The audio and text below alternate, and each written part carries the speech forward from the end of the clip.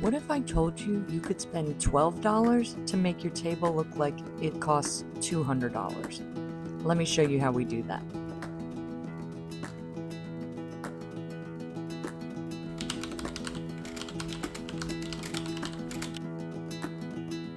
In my experience, antiquing is best where the drive there has absolutely nothing but trees and maybe 3 lanes of traffic at most. So we decided to head about an hour and a half out of the city to Leesburg, Virginia. Right up the street is Lucketts, where there is tons of antique stores for you to explore and enjoy. So if you find yourself stumbling upon one of these really good areas to go antiquing or thrifting with absolutely no idea what you're looking at, this one's for you. What to look for, what to skip, and why some of this stuff has a way better story than the price tag suggests. Before we get into what I actually found, I want to give you some guidelines, just a few things to keep in your head when you wander into one of these places so you don't feel either incredibly overwhelmed or you don't walk out of here having spent way too much money on stuff that's not practical or you're never actually going to use. So here's how I actually think about it. Rule number 1 is cost per use, not sticker price.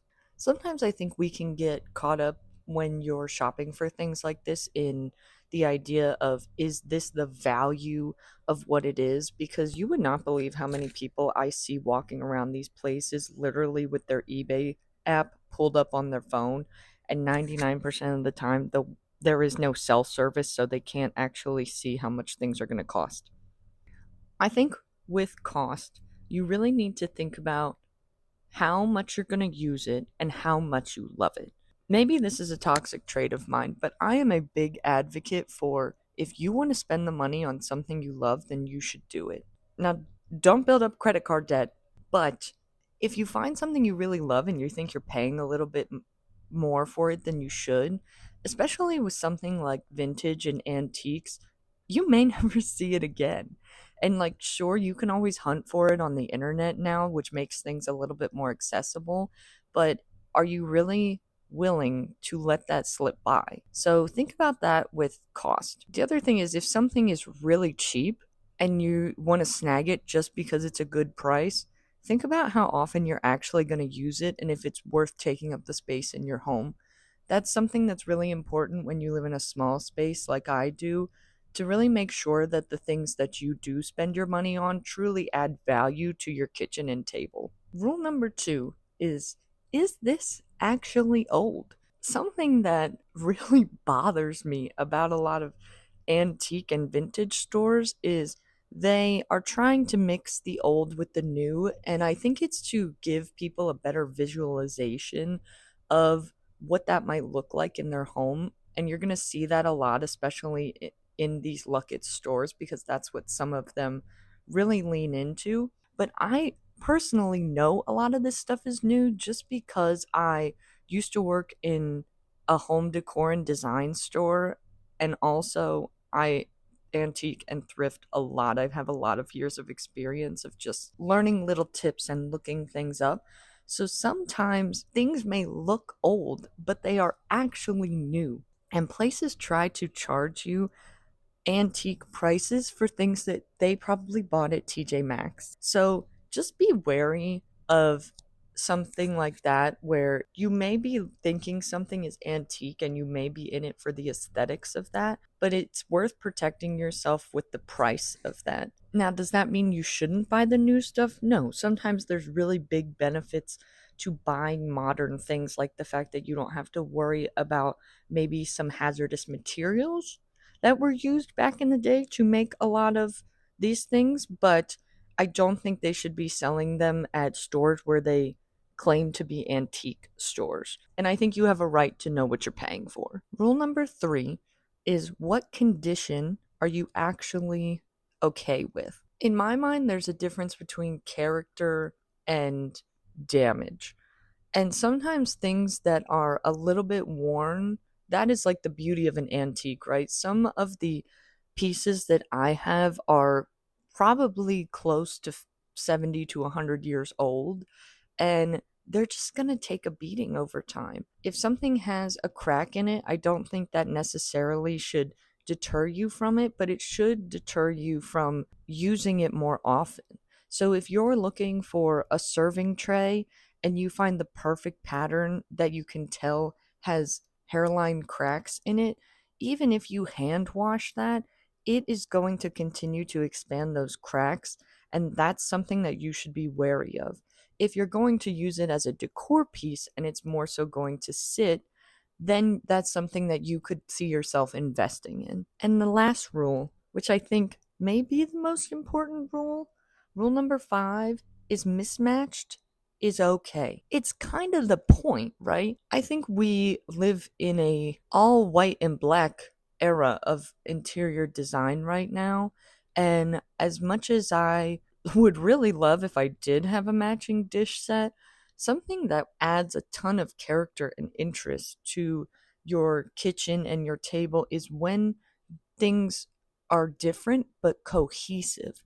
So when you're going into these stores and you feel really overwhelmed with how much stuff there is, and you're trying to think of, well, I don't know what's in my house, or this isn't the exact pattern, or this isn't the exact color, I think that you should take a step back and think about what about it you really love and enjoy, and how it can create a new feeling in the things that you already have. It'll really create a beautiful collection for you that you can continue to take from and add to over time as you continue to find all these little gems. Now let's get into actually exploring some of these places.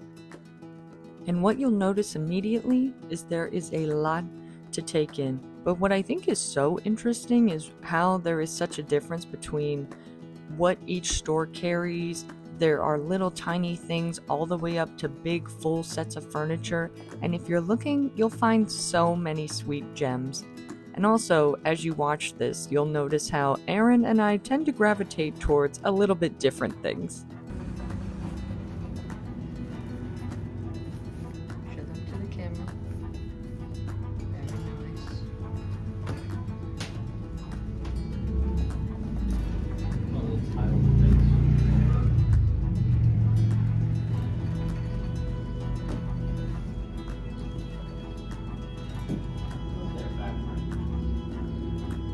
But then we'd have to back it too.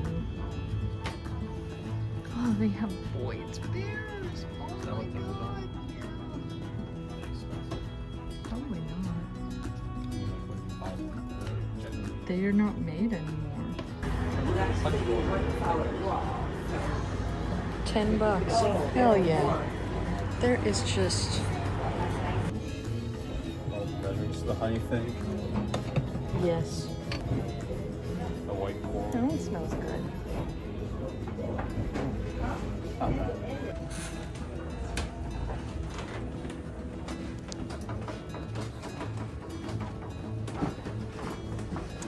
Ooh, there's so many good dishes.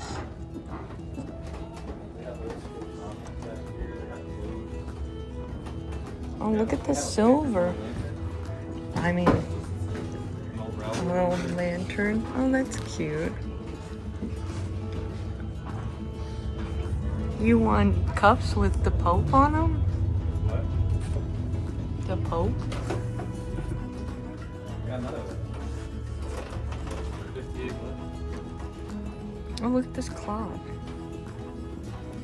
Oh, yeah. All the time. Ooh, look at this, babe.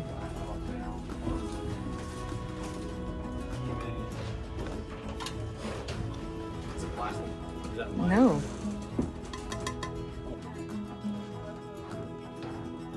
You may notice Aaron loves to find trains, planes, and vintage clothing, versus I am constantly looking for plates and maybe taxidermy? Why is this here? Honestly, my favorite thing to look for is vintage barware. I have a small but extensive collection of vintage barware, and I'm always on the hunt for specific things that I add to my wish list as we continue to aggressively run out of shelf space. But it's always fun to look and see the things that we both enjoy. Over time, you'll start to see things that you recognize.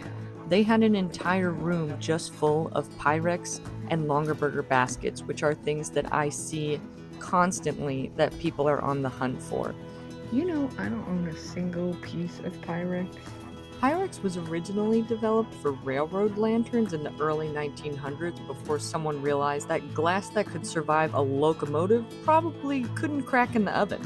And the rest is kitchen history. Longaberger baskets are American-made, hand-woven maple splint baskets from a family company in Ohio that at its peak had tens of thousands of people hand-weaving them, and I have personally been there and personally hand-woven a basket there, which is why you see them everywhere at antique markets now, and also why they're genuinely worth picking up because that level of American handcraft at that scale basically doesn't exist anymore.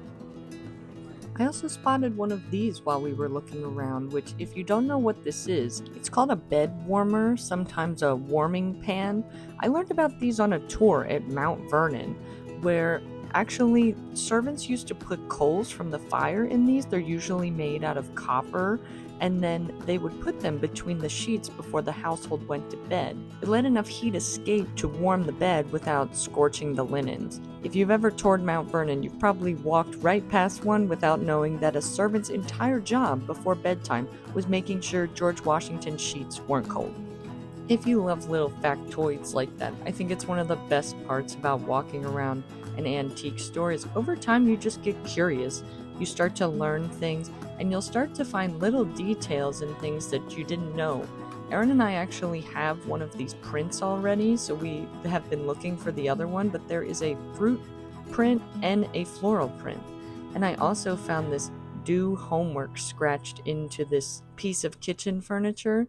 The best part is that you just truly never know what you're going to find.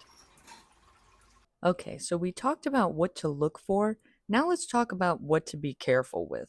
And I want to be clear, this isn't me saying that you should avoid these types of places. This is me saying I don't want you to go home with something that you're going to regret. This is just a warning to keep your eyes open. And so we're going to go over 3 things. One, we're going to talk about safety concerns with cookware and dishes. So, especially with cookware like pots and pans, there's a lot of copper pots, aluminum pans. They can have like a lot of damage on the bottom of the pan. Same thing with pots and pans from like the when Teflon coating started to come out. I don't know when that was, but I know I see a lot of it on cookware from like the 80s and 90s. If that is scratched, if it is chipping, avoid that at all costs. If the bottom of that copper pan looks like a black hole to the middle of the earth, you need to leave that there or use it as a decor piece. You should not actually be cooking in these things because they just have yucky, gross stuff that we don't want in our food. Same thing with dishes. Now, people talk all the time about that there's lead in the dishes. I never check for lead. You're going to be getting it in parts per million or parts per billion at most cases, especially if these are not things that are going to be your everyday dishes. So you make that personal choice about that yourself. I personally never check for lead on things. I just be mindful of the fact that I know what eras and what types of dishes usually have lead. The other thing you should look for, though, is if there is cracking in the dish or in the glaze, this can actually be spaces for bacteria to build up. Now, these bacteria will die if you put these dishes in the dishwasher because they just get heated up so much in modern dishwashers that these bacteria cannot survive. That is a great way to sterilize things. The other option you can do is put them in the freezer. That's another great way to kill a lot of bacteria. But just be mindful of that if it's something you're going to use to serve friends, family, and yourself. The second thing we want to talk about is art. So, part of your kitchen and tablescape is also part of your home. And maybe while you're out and about here, you're going to look at some of the art. It's one of my favorite things to look at personally. We have a lot of beautiful antique art in our home. And something you need to know is the difference between a print and an original. You'll be able to see prints when you get really up close and personal with them. You'll be able to see that they're a little bit pixelated. There's nothing wrong with a print. It's a great way for you to have affordable access to original art. It's just you need to make sure you're not overpaying for it, because sometimes you'll see a print that you really love and maybe they have it priced at $60 and you're like, why would I pay $60 for something that you printed out on a modern day printer? And it might be because of how they're selling it. If this print is in a frame, like if it's an 11 by 14 print, it's matted, even double matted, then it's got like a 3-4 inch thick gilded frame around it, you're paying for not the art in that situation. You are paying for the frame situation. So just know where the value is. You can always switch out that art down the line. It's really easy, especially if it has one of those like paper backings. Do not be intimidated by that. There's tons of tutorials on YouTube of how to reset those types of frames. I've done it before, and I think it really makes it worthwhile for you to still get something really good and not be overcharged for it. And number 3 is to not invest in something that you know you're not going to invest in. What I mean by this is, if you are at an antique store and you find one piece of a set that you really love, and you don't know if you're actually going to ever go hunt down the rest of that set, think about if you should genuinely buy that. Because if that's going to force that thing to live in the back of your cabinet, if it's going to force a piece of furniture to live in your garage, then I don't really think that you should do that to yourself. This is one of those moments where we really need to do some soul searching, and you need to know what kind of person you are, and you need to say, am I going to make this kind of commitment right now or not? Because if you're going to put it on your to-do list and check it off relatively soon, absolutely, I think you should make that a part of your journey. If it's something you want to collect, absolutely make that commitment. But make sure you do what's right for your future self. And that is your antiquing guide. You don't have to walk out with something every single time. Honestly, sometimes the best trip is the one where you just learn what you're looking at and leave with your wallet intact. The point is going in with intention, knowing what has value, knowing what to walk past, and having a little more context about what you're actually holding when you pick something up. If this helped you at all, please give it a like, share it with someone who drags you to antique markets, or someone you want to start dragging. And if you aren't already subscribed, now is a great time because we have a lot more of this coming. Thank you so much for joining me at these many antique tables. I will see you at the table again soon. Bye!